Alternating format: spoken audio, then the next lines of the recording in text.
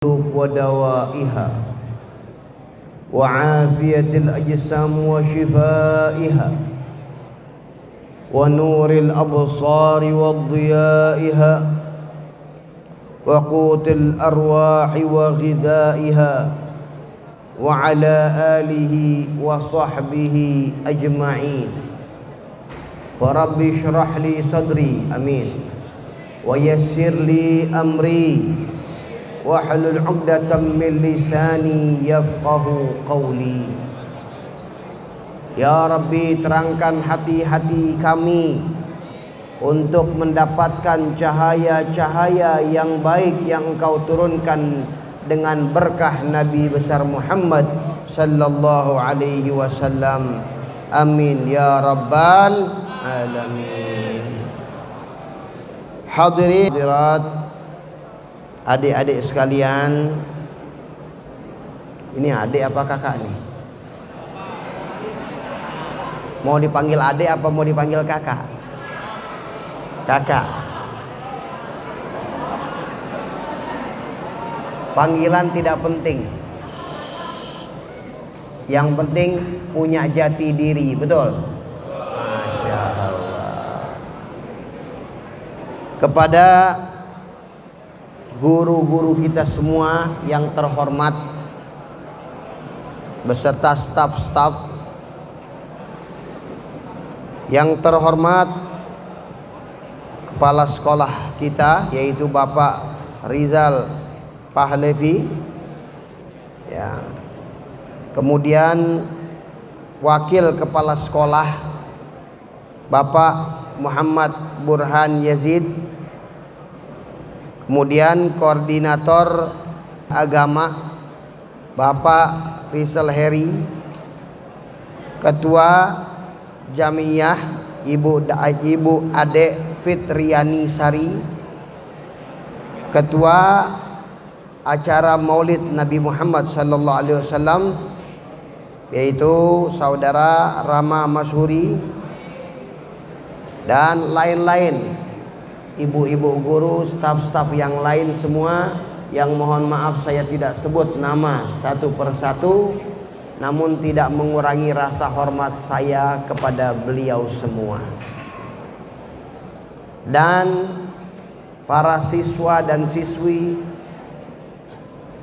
yang menjadi harapan orang tua dan menjadi harapan bangsa ke depan dan menjadi harapan daripada agama Islam untuk menciptakan para pejuang-pejuang yang tangguh dan tidak cengeng.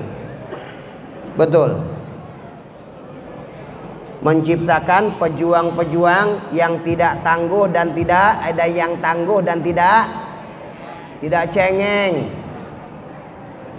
Ini nyambung kan nih? Ini yang kumpul di sini nih sekarang. Kira-kira saya mau tanya. Kira-kira kalau Allah kasih panjang umur 10 tahun, 15 tahun yang akan datang, kira-kira jadi apa? Jadi apa? Ya, saya mau jadi wali kota misalnya, saya mau jadi pengusaha, atau ya kalau saya sih lihat angin hidup aja.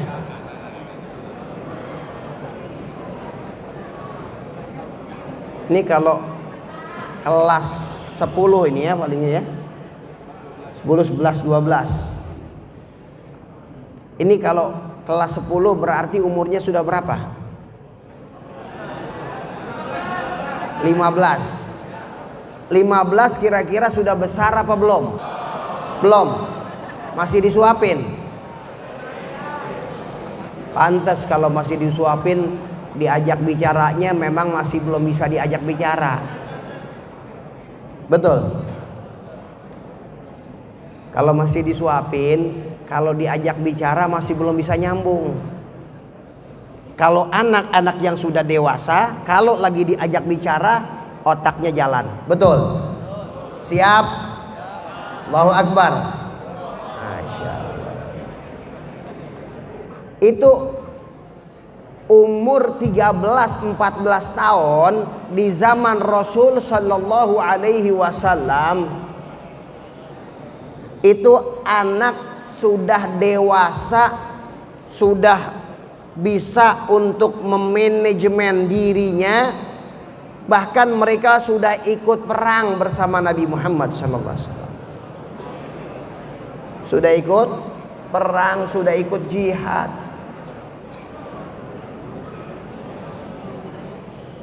Sekarang kita tahu tokoh-tokoh dunia. Siapa orang yang paling hebat membawa perubahan? Siapa? Nabi? Masya Allah.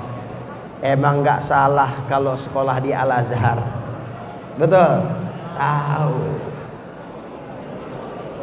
Beliau tokoh yang paling hebat membawa perubahan. Kenapa? Buktikan. Ingat, beliau ini hidup di zaman jahiliyah.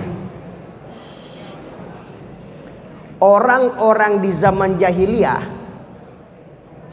mereka itu kehidupan dikatakan kehidupan yang seperti binatang. Bukan primitif, bukan. Zaman jahiliyah pakaiannya sudah pakai baju sutra. Zaman jahiliyah kalau bicara bisnis ekspor impor. Sudah banyak pabrik-pabrik yang dibuat oleh mereka. Pandai besi banyak. Tapi kehidupan mereka ini seperti kehidupan binatang. Makanya disebut jahiliyah. Gimana sih binatang? Ya udah, pokoknya intinya adalah muaskan nafsu.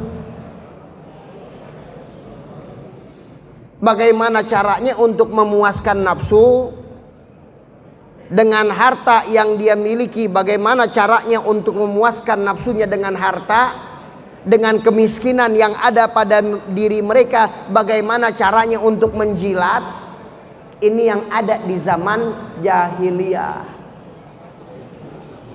Jadi kalau ada pergaulan temen hanya mikirin untuk pribadinya saja, itu berarti berarah kepada zaman jahiliyah. Rasul Sallallahu Alaihi Wasallam dari zaman jahiliyah yang manusianya luar biasa plus watak-watak yang keras, tapi hebatnya beliau membawa perubahan hanya dengan 23 tahun. Berapa? 23. Ini 23 tahun merubah satu negara, ini nggak gampang. Kita kemarin 17 Agustus merayakan hari kemerdekaan yang keberapa? Yang keberapa? 79. Artinya Indonesia sudah merdeka 79 tahun. Coba lihat perubahan apa yang ada. Ada gak? Ada lah. Kalau bicara ada ya ada. Cuma coba lihat. Kalau kita kelaskan level-levelnya itu perubahan, kita masih berada di bawah level-level bawah terus. Kenapa? Karena perubahan ini adalah menciptakan SDM manusianya. Nggak bakal bisa berubah kalau anak-anak didiknya tidak dibentuk untuk siap dengan perubahan. Allahu Akbar. Betul? Betul. Makanya saya katakan tadi, coba lihat 10-15 tahun yang akan datang, kalian ini jadi apa? Kenapa? Karena negara ini baik atau majunya ditentukan bagaimana pendidikan generasi yang ada sekarang ini. Bagaimana di dalam pendidikan, bagaimana ketangguhan di dalam pendidikan, ini yang perlu diperhatikan. Lihat Sayyidina Muhammad sallallahu alaihi wasallam. Beliau membawa perubahan. Sampai dalam proses 23 tahun kemudian dipegang oleh Sayyidina Abu Bakar 2 tahun. Kemudian setelah itu dipegang oleh Sayyidina Umar bin Khattab radhiyallahu. Kenal gak Sayyidina Umar? Kenal gak Sayyidina Umar? Hah? Itu Sayyidina Umar menjadi khalifah. Nih lihat nih muridnya Nabi nih. Lihat muridnya Rasul sallallahu alaihi wasallam yang dicetak oleh Nabi sallallahu alaihi wasallam. Ketika di zaman Sayyidina Umar itu subhanallah, negara adikuasa pada saat itu, negara yang terkenal kuat pada saat itu, negara yang banyak menjajah dunia pada saat itu, yaitu dua negara besar, negara Romawi dan Persia. Negara apa? Romawi dan subhanallah, negara itu ditaklukkan oleh umat Islam.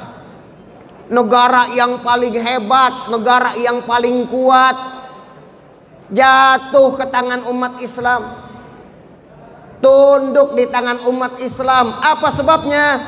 Apakah karena umat Islam senjatanya banyak, senjatanya canggih? Tidak. Apakah karena umat Islam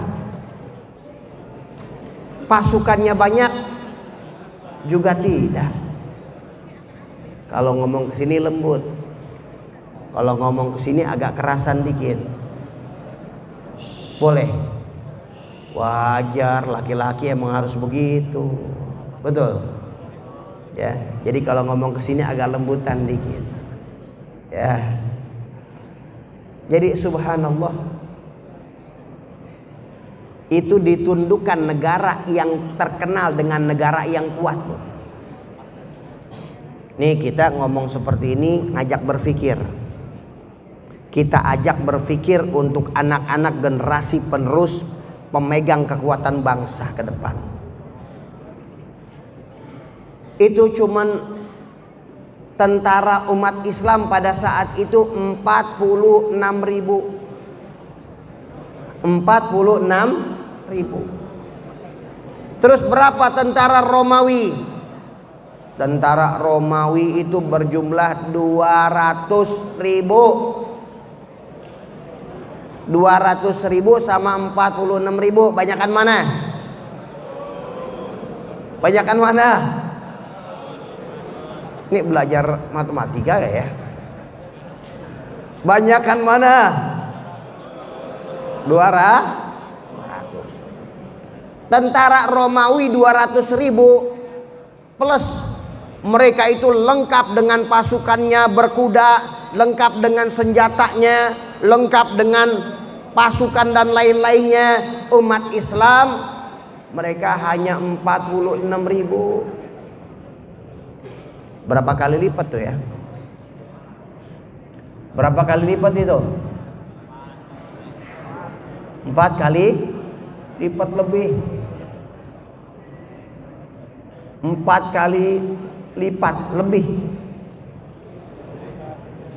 Nih kalau orang berantem, kalau orang misalnya berantem, 1 diperbutin 4, banyak gak? 1 diperbutin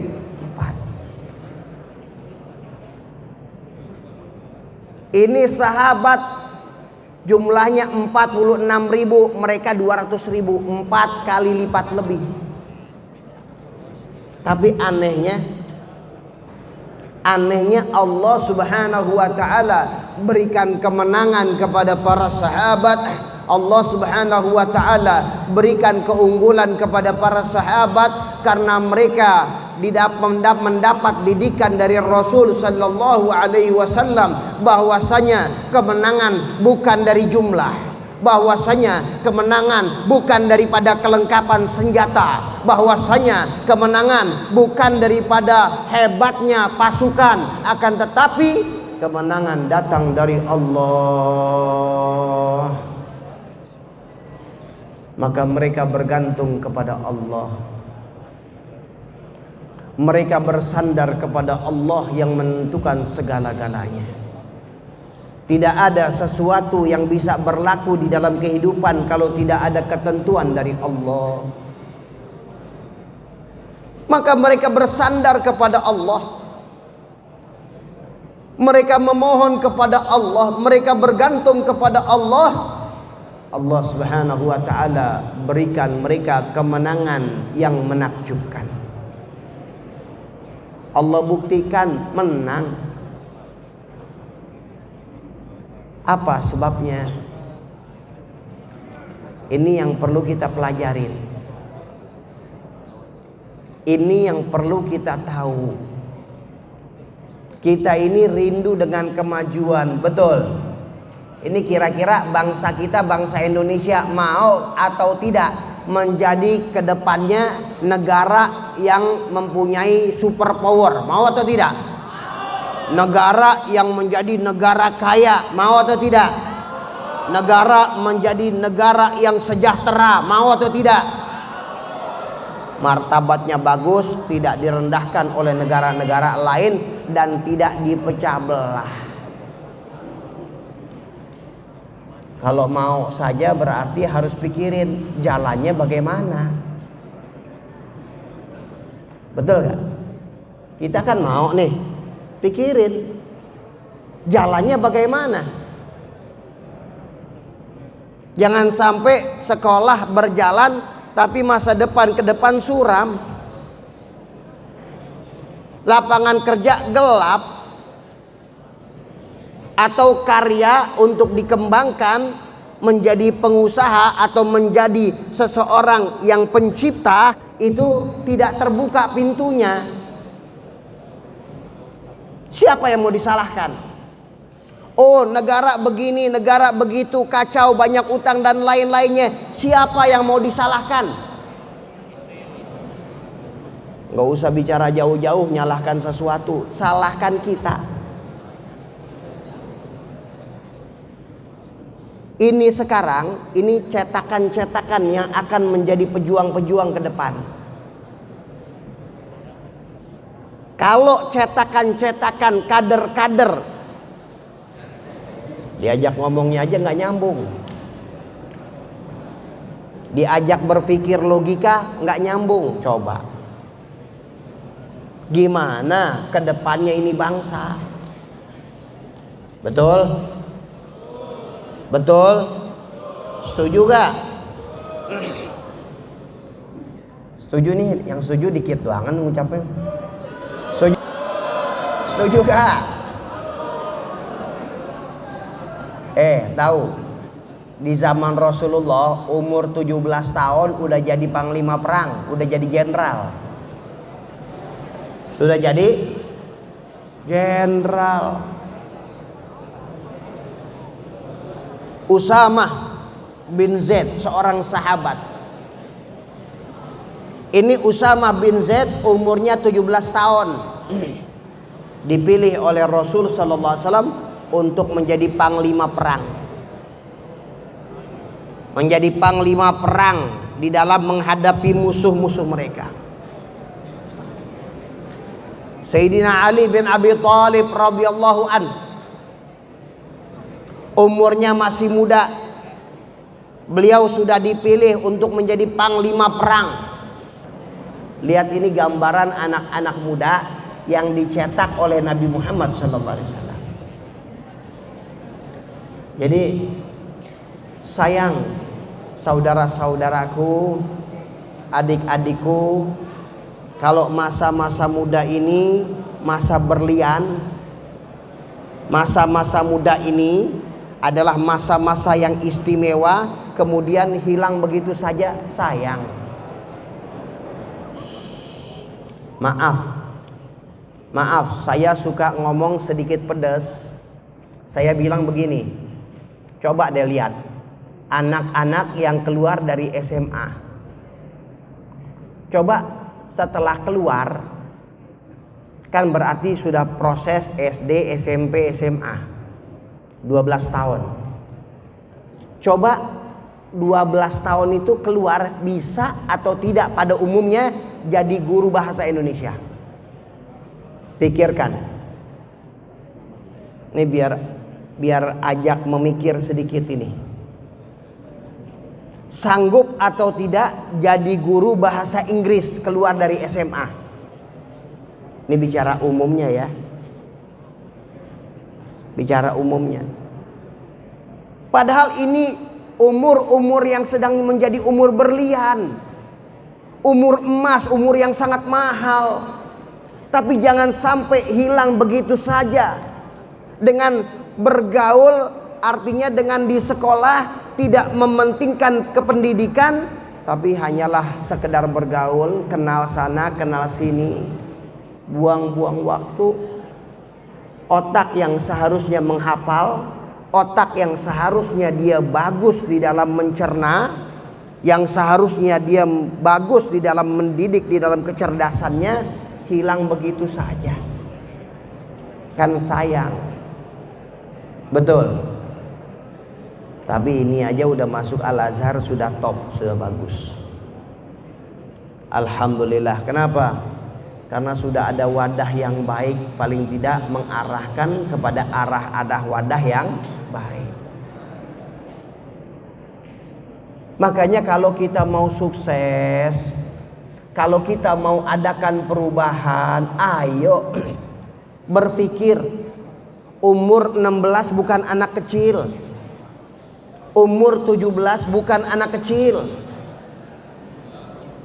Ini kan kalau lihat dari wajah-wajahnya ini, umur-umur seperti ini nih kan, kalau ditawarin mau nikah atau tidak, mau nikah atau tidak, tuh jujur. Cuman kalau ditanya apa persiapannya, bingung. Apa persiapannya? Bingung. Kenapa? Ilmu belajar masih belum bisa apa-apa. Kemampuan finansial dari harta masih nyender ke orang tua. Kemampuan diajak bekerja belum juga punya potensi yang bagus. Paling kalau kerja ya sekedar buat tenaga saja, bukan pekerja otak. Ini subhanallah.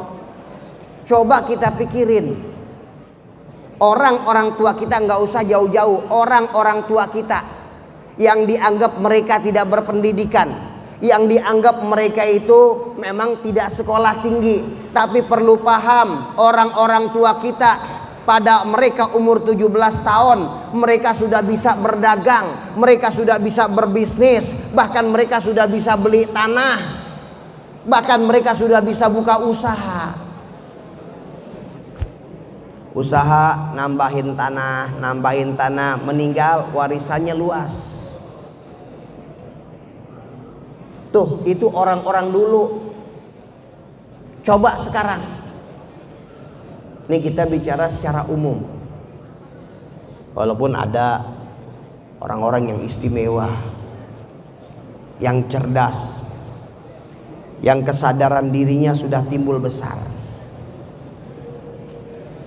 Maka dari itu hadirin dan hadirat rahimakumullah, inilah yang tadi kita bicarakan, yang kita inginkan. Coba lihat Rasul sallallahu alaihi wasallam, beliau 23 tahun membawa perubahan yang pesat, membawa perubahan yang istimewa. Apa alasannya? Apa sebabnya?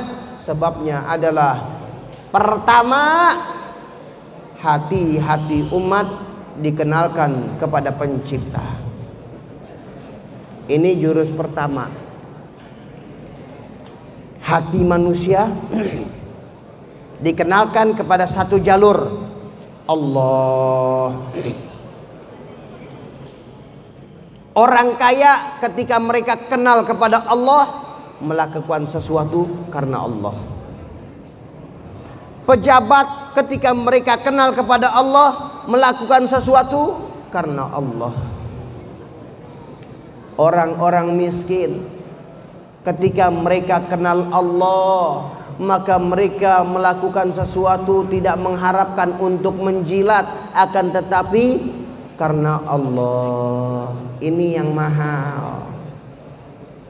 Ini yang mahal yang ada pada mereka. Mereka dikenalkan kepada Allah, mereka kenal kepada Allah, hati mereka bersambung kepada Allah, sehingga orang-orang yang miskin pada saat itu di antara mereka tidak menjadikan diri mereka menjadi pengemis. Ada seorang datang kepada Nabi, minta-minta, Rasulullah kasih. Yang kedua kali datang lagi, dikasih oleh Nabi. Karena Rasulullah ini terkenal orang yang dermawan. Pernah beliau pada saat itu punya kambing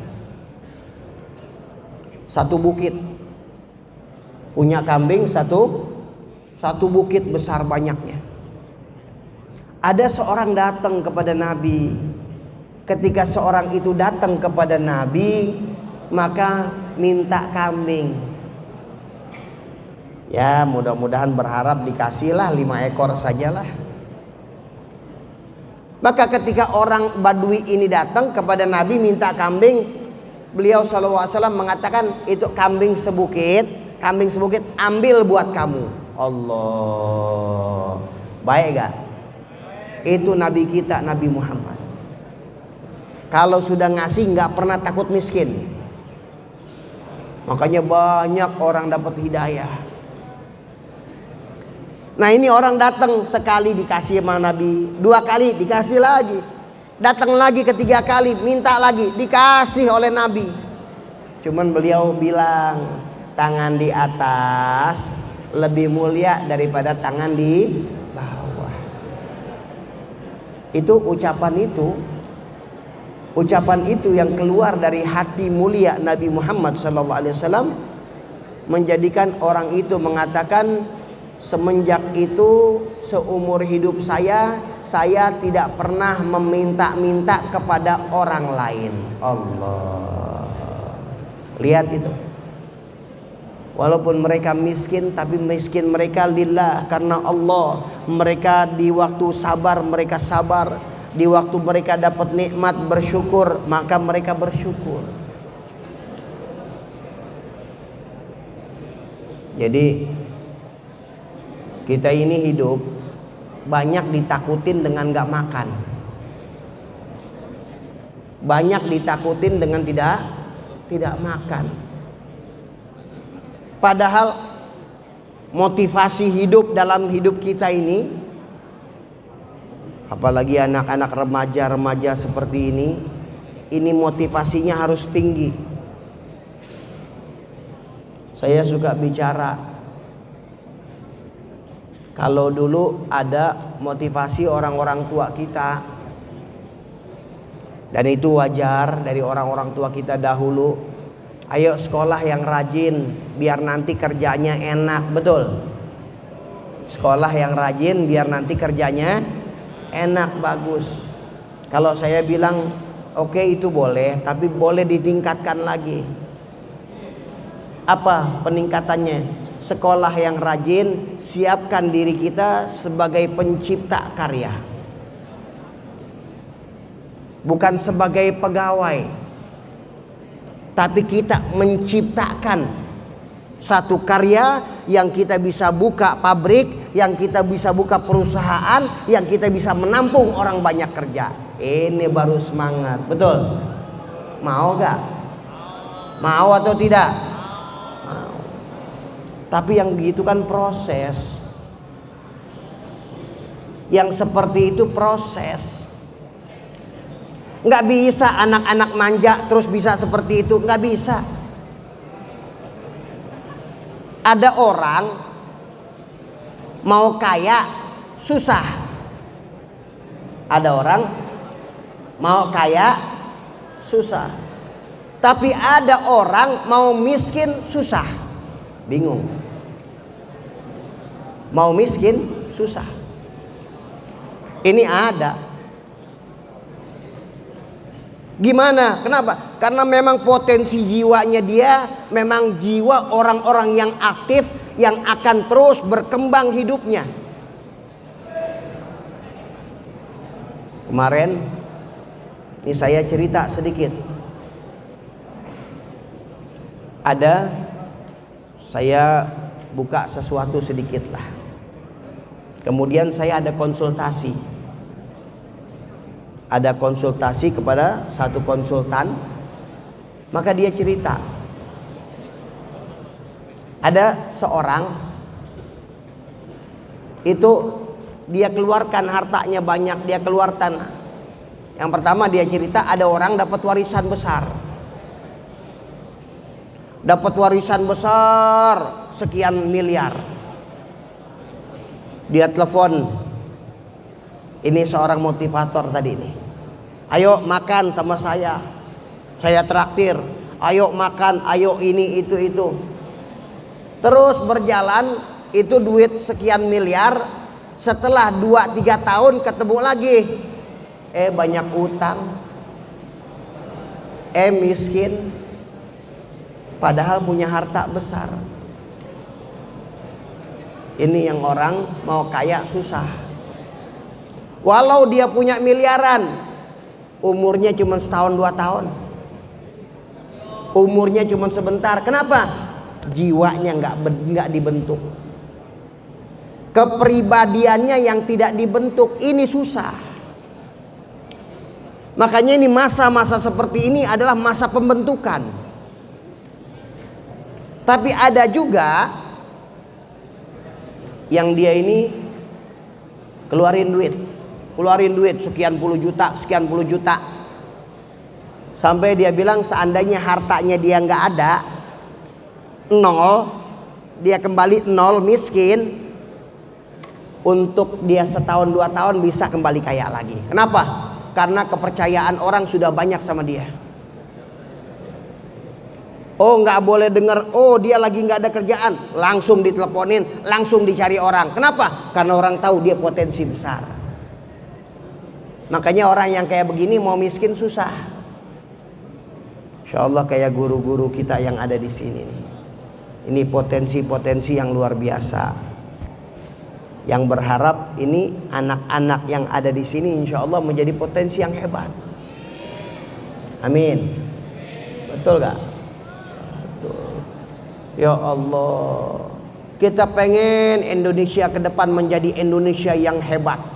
Indonesia yang dihormati oleh negara-negara luar. Indonesia yang ketika orang kita Indonesia datang ke negara-negara luar, orang mana? Orang Indonesia. Oh, silakan. Wah, hebat gak kalau begitu? Itu potensi itu kita punya. Kekayaan negara luar biasa, kekayaan alam luar biasa. Tapi yang sayang, karena tidak dibentuk SDM yang ada pada masyarakatnya. Makanya Nabi Shallallahu Alaihi Wasallam di dalam 23 tahun itu beliau membentuk SDM yang ada pada para sahabat. Jadi sahabat itu dibentuk oleh Nabi sumber daya manusianya. Apa yang menjadi permasalahan dalam hidup? Pelit. Tahu pelit? Bakhil, tahu? Itu dibentuk oleh Nabi. Nggak boleh pelit. Maka beliau ajarkan, dan bahkan beliau sallallahu alaihi wasallam mengajarkan, la yu'minu ahadukum hatta yuhibba li akhihi ma yuhibbu li nafsihi. Nggak beriman salah seorang kalian, nggak benar keimanannya, sehingga kalian cinta kepada saudara kalian sebagaimana kalian cinta kepada diri. Kalau kita cinta kepada diri kita, kita senang sesuatu pada diri kita, maka lakukan itu kepada kawan-kawan. Dan dibuktikan, itu orang hijrah dari Mekah ke Madinah. Ketika mereka hijrah, mereka nggak bawa apa-apa, tapi ditawarin oleh orang Madinah, silakan, saya punya rumah tingkat, engkau pilih mau tinggal di atas atau mau tinggal di bawah. Ditawarin, saya punya harta sekian, silakan kau pilih, ambil setengah buat engkau dan ambil yang setengahnya buat saya. Itu ditawarin. Ini penyebab daripada perubahan-perubahan yang ada di kalangan para sahabat. Maka mereka menjadi orang-orang yang hebat karena kekuatan, bukan daripada kelengkapan senjata, tapi kekuatan itu bagaimana yang memegang senjata. Yang memegang senjata ini yang dibentuk oleh Nabi Muhammad SAW. Kepribadian mereka yang menjadi peduli kepada sesama, menjadi prihatin kepada orang-orang yang tidak mampu. Orang yang tidak mampu menjadi orang yang tidak cengeng mengeluh keadaannya, akan tetapi mereka semua melakukannya karena Allah Subhanahu wa taala. Amin ya rabbal. Baik, alhamdulillah.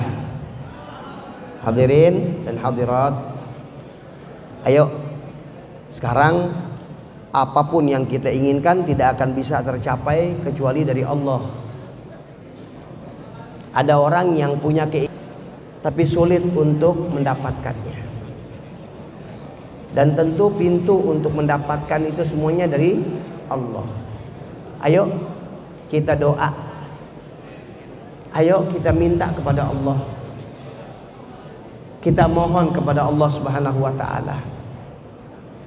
Sebelum kita tutup, ayo kita mohon kepada Allah, khusyukkan diri kita. Masa iya hari-hari kita bawa, kita gunakan terus buat bicara. Ayo sekarang kita minta, saya minta sedikit aja. Boleh atau tidak? Saya minta kita sedikit saja sekarang putuskan hubungan kita dengan kawan nih sekarang. Sambungkan hati kita kepada Allah. Yang bicara, coba putuskan sebentar aja hubungan kita dengan manusia, sambungkan kita dengan Allah. Sambungkan hati kita dengan Allah. Siap? Ayo sekarang kita panggil nama Allah, kita minta, dan kita minta hajat-hajat kita. Sama-sama kita, ya Allah, ya Allah, ya Allah, ya Allah. Sama-sama, ya Allah. Niat untuk mengeluarkan kotoran yang ada dalam jiwa, untuk menghapus dosa-dosa kita. Ya Allah, ya Allah, ya Allah, ya Allah, Allahu ya Allah. Ayo sama-sama, jangan sampai lisan kita tidak diizinkan oleh Allah untuk mengucapkan lafaz Allah. Orang yang tidak diizinkan oleh Allah tidak akan dapat mereka mengucapkan lafaz Allah. Ya Allah, ya Allah, ya Allah, ya Allah, ya Allah, ya Allah, ya Allah, ya Allah, ya Allah, ya Rabb, ya Arhamar Rahimin. Perhatikan hamba-hambamu yang berada di tempat ini ya Allah. Maafkan dosa-dosa kami ya Rabb, dosa yang mencegah kami mendapat rezeki, dosa yang dapat mencegah kami dapat berkah, dosa yang mencegah kami untuk sukses. Ya Allah, maafkan dosa kami, kesalahan kami, dan kesalahan orang tua kami ya Rabb. Orang tua kami berharap kepada kami, tapi kami belum bisa membahagiakan mereka. Kami belum bisa membuat gembira mereka ya Rabb. Ya Allah, gembirakan orang tua kami ya Allah. Jadikan kami orang-orang yang sukses untuk menggembirakan orang tua kami.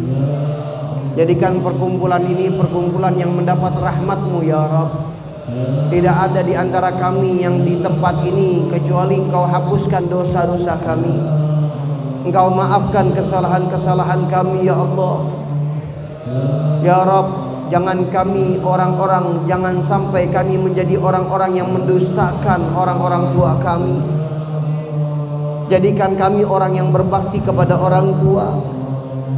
Jadikan kami orang-orang yang menyenangi hati orang tua, menggembirakan hati orang tua kami. Jadikan anak-anak kami ya Rabb, jadikan para hadirin dan hadirat yang ada mendapat kesuksesan dunia dan akhirat.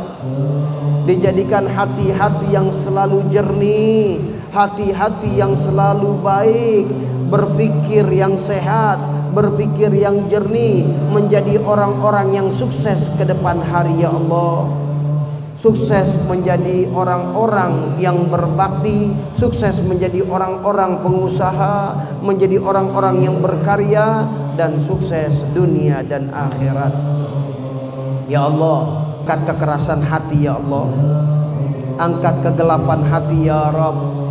Jadikan anak-anak kami anak yang berfikir sehat, anak yang menjadi orang kedambaan daripada orang-orang tuanya, dapat menggembirakan orang tua. Ya Allah, kami tahu kami banyak salah, kami tahu kami banyak dosa, akan tetapi Engkau maha memaafkan kami ya Allah. Ya Allah, perhatikanlah wajah-wajah yang ada di tempat ini ya Rabb. Jangan Engkau biarkan wajah-wajah ini tersentuh dengan api neraka ya Allah. Jangan Kau biarkan wajah-wajah ini masuk ke dalam api neraka, masuk ke dalam jurang kenistaan ya Allah. Maafkan hamba ya Rabb. Angkat hamba dari jurang kenistaan ya Allah. Angkat hamba daripada kehinaan, dan arahkan diri-diri hamba semua ke dalam keridhaan-Mu dengan berkah Nabi Muhammad sallallahu alaihi wasallam. Dan jadikan hamba orang yang menggembirakan orang tua. Jadikan hamba orang yang tidak membuat sakit hati orang tua. Ya Allah, ya Allah, tolong hamba ya Rabb untuk menggembirakan orang-orang tua kami. Jadikan kami adalah anak-anak yang berbakti kepadanya dan menggembirakan orang tua kami dengan kesuksesan yang kami raih ke depannya, dunia dan akhirat. Ya Allah, ya Allah, ya Allah, ya Allah, ya Allah, ya Allah,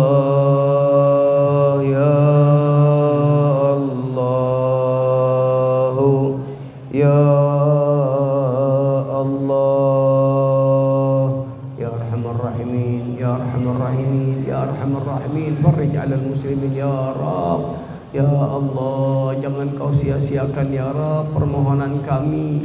Walau kami banyak salah dan dosa, akan tetapi ya Rabb, kepada siapa lagi kami bersandar kalau bukan kepadamu ya Allah. Masukkan dalam hati para siswa-siswi kecintaan kepadamu ya Rabb. kecintaan kepada Sayyidina Muhammad sallallahu alaihi wasallam, kecintaan kepada orang tua dan kecintaan kepada guru-guru. Mudah-mudahan ya Rabbi Engkau kabulkan hajat-hajat kami. Ini yang dapat kami sampaikan kepadamu ya Rabb, ini yang dapat kami mohon kepadamu ya Rabb. Maka apa yang Engkau tahu dan Engkau maha tahu yang kami perlukan, maka berikan itu kepada kami juga birahmatika ya arhamar rahimin. Ya arhamar rahimin, ya arhamar rahimin. Jadikan anak-anak ini menjadi anak-anak yang sukses dunia dan akhirat. Amin ya rabbal alamin.